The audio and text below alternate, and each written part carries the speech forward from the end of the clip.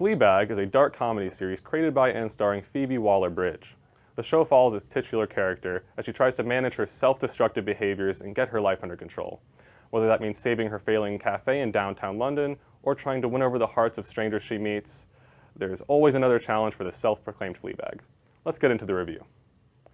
As far as dark comedies go, Fleabag places a lot of emphasis on the dark part of this genre. The show is constantly building up to these intense moments that tackle themes of loss, self-worth, and trust, with the comedy acting as more of a lubricant to help you get to those moments. The jokes are all around very polished and funny, even if they tend to elicit more winces than actual laughs due to their dark nature, and they will often shock you with how far they're willing to go. As great as these jokes can be, though, it's these little dramatic instances where there's nothing to laugh at and the vastness of your empathy is tested that the show truly shines its greatest. There's only one other TV show I can even think of that tries to match that same level of being able to walk the line between crude humor and intense sadness with such poise and grace, and it's an absolute treat to watch.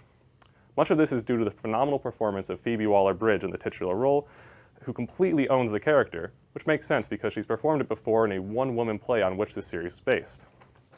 The series is full of these brief asides where her character can set you up for jokes or fill you in on her current mental state, but some of the best moments come from when her character isn't speaking at all and is instead driving home a feeling through her body language and facial expressions.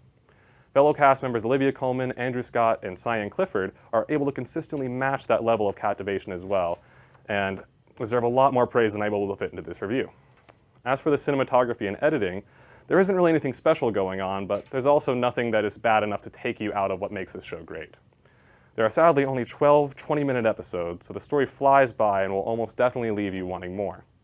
Many of the character arcs tend to peter out instead of getting concrete endings, but it does feel appropriate in the context of the show. If you can't tell already, I loved Fleabag, and I will definitely be watching it again soon.